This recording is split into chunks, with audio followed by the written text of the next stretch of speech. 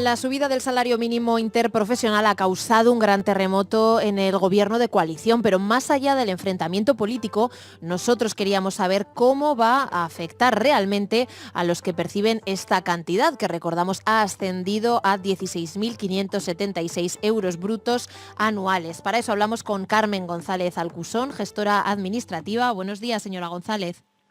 Hola, ¿qué tal? Buenos días. Bueno, Encantada cuéntenos de estar con vosotros. igualmente, para empezar, y lo básico, ¿qué es el IRPF? Bueno, pues el impuesto sobre la renta, como todos ya conocemos, es un impuesto que es fundamental en el sistema tributario. ¿Por qué? Pues porque se aplica a todas las personas físicas atendiendo o teniendo en cuenta lo que son sus circunstancias personales, y familiares, y grava sobre todo lo que es la capacidad económica, la renta del contribuyente que se obtiene durante un año natural. Eso es lo que es el IRPF. O sea, actualmente el sistema tributario español pagamos según lo que ganamos, ¿no? Y según nuestras Así es. condiciones personales, como nos decía. Así es, efectivamente. Es lo que se llama un impuesto directo porque agrava la capacidad económica o la renta del contribuyente, pero atendiendo a esas circunstancias. Por ejemplo, en un IVA lo que se paga no es pagas el IVA del 21%, el 10%, el tipo que corresponda, pero sin tener en cuenta las circunstancias personales o familiares del contribuyente. En la renta sí que se tiene en cuenta ese tipo de circunstancias. Y ahora, con este nuevo salario mínimo interprofesional, ¿qué es lo que ha ocurrido? Porque esas personas antes no tenían que presentar esta declaración y ahora sí. Pues mira, el aumento del salario mínimo interprofesional que se ha realizado este año y que por tanto nos va a afectar para la renta que se declara en el año 26, ¿de acuerdo? Ha supuesto un aumento de 50 euros mensuales, con lo que el actual salario mínimo desde el 1 de enero del 25 es de 1.184 brutos. Entonces, ¿qué pasa? Que ha subido el total anual a 16.576 euros. Antes el mínimo exento estaba en 15.876, que era el mínimo por el que no había que declarar, ¿de acuerdo? Y tampoco se le retenía, por ejemplo, a determinados contribuyentes. Pues ahí está, pues que esa elevación de 50 euros anuales va a suponer en muchas personas, sobre todo a los contribuyentes sin hijos, pues va a suponer la obligación de declarar, porque es que el impuesto de la renta no empieza el 1 de abril, empieza en las retenciones de una nómina. Claro. Ese es el tema. Claro, decía usted que ahora pues muchos se van a pasar, ¿no?, de ese límite que quedaba exento de hacer la declaración, pero ¿va a afectar a todos? Ha señalado a las personas sin hijos, por lo tanto entiendo que no todos los que cobran el salario mínimo interprofesional van a tener que presentar esa declaración y a tener que pagar. Efectivamente, sí. El Gobierno nos pone el ejemplo de un trabajador con pareja y con un hijo menor de 3 años. En este caso, en tu nómina no te van a aplicar ningún tipo de retención en el IRPF. Sin embargo, por ejemplo, en el caso de un trabajador con pareja y con un hijo mayor de 3 años, ya la retención sería de un 0,6%, lo que supondría ya que el Gobierno ya obtendría 90 y casi 100 euros del dinero de lo que te van a pagar en tu nómina. Es decir, que te lo van a descontar ese dinero como retención en tu nómina.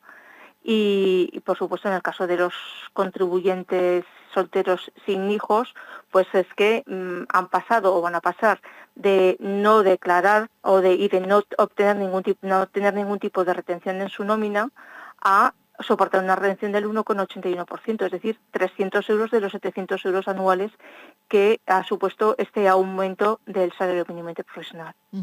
Claro, eso les quedaría un rédito, digamos, de 400 euros. O sea, no es tanta subida porque van a tener que pagar, pero siguen, no es que pierdan dinero. Correcto. El aumento les supone un aumento en la retención, con lo que estas personas van necesariamente que hacer la declaración de la renta para ver si tienen la posibilidad de atendiendo pues a las reducciones que se establecen en el impuesto sobre la renta, obtener algún tipo de devolución de esas retenciones del trabajo, porque también pueden haber tenido otras circunstancias, pueden haber tenido una ganancia patrimonial, pueden haber vendido un piso, pueden haber vendido acciones o participaciones, o van a tener que declarar unos arrendamientos. Todo eso hay que tenerlo en cuenta para confeccionar la renta. Claro, algunas de las voces que apoyan que tengan que declarar es que si no estarían en desventaja las personas que, llegando a esos límites que te obligan a presentar la declaración, no se libran solo por estar catalogado como percibidor del salario mínimo interprofesional, además de que los impuestos que se recaudan con esas declaraciones, con el IRPF, benefician a toda la sociedad. Efectivamente, según el Gobierno, según información que tenemos pública, esto va a suponer un ingreso efectivo para el Gobierno de 150 millones de euros. Digo del Gobierno, digo para las administraciones públicas, para las prestaciones que se dan a las familias, es decir, que es un impulso económico muy importante, ¿vale? Nos aumenta, genera una posibilidad de tener ese rendimiento y de hacer más gasto por parte de los interesados, pero claro, evidentemente, como a todos, van a tener que tributar. Todos vamos a tener que tributar en ese sentido. Claro. Claro, y para los empresarios, ¿esto va a suponer algún perjuicio? Por ejemplo, más gasto en administración o estos trámites burocráticos que hasta ahora igual se ahorraban, no lo sé. Bueno, lo que va a suponer, el impacto que va a tener esto en las empresas es la obligación de retener, como ya te he comentado, la retención a los trabajadores, sobre todo, insisto, en el caso de los trabajadores solteros y sin hijos.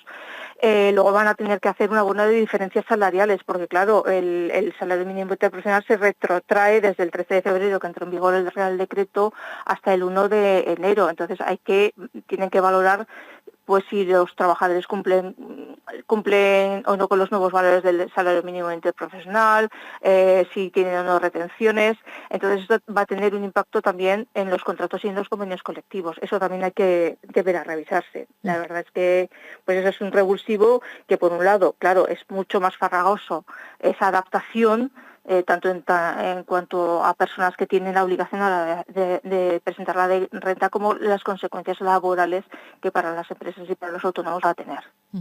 Claro, hablábamos de esas condiciones personales y profesionales que sí que tiene en cuenta el IRPF, por eso cuando hacemos la declaración es muy importante tener todo esto sobre la mesa, ¿no? O consultar con un gestor a ver qué puede esconder la ley que nosotros no conocemos y que nos puede ayudar a hacer una reducción, por ejemplo.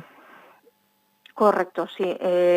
La normativa actual que está, pues eso, hay una sobreregulación que viene por necesidades, ya sean políticas o ya sean de obligado cumplimiento por parte de Europa, pues nos exige estar al día de todas estas revisiones legislativas.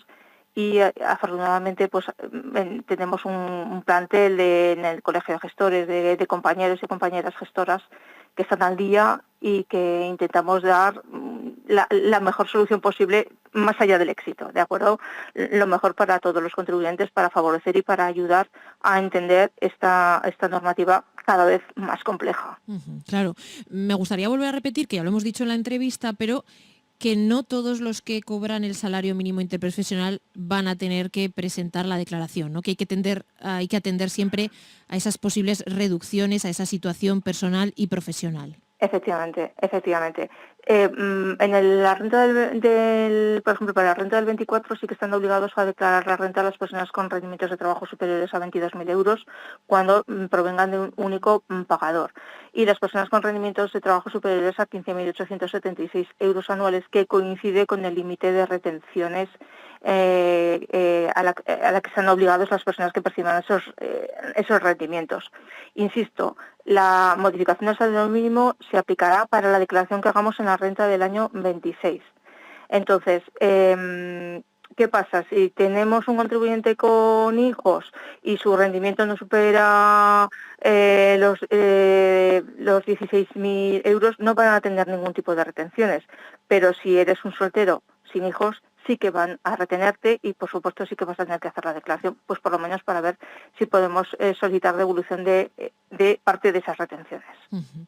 Claro. Bueno, para estos temas tan farragosos siempre es mejor ponerse en manos de los profesionales. Carmen González Alcusón, gestora administrativa, muchas gracias por habernos solucionado todas estas dudas relacionadas con la subida del salario mínimo interprofesional. Muchas gracias. Muchísimas gracias a vosotros. Un saludo.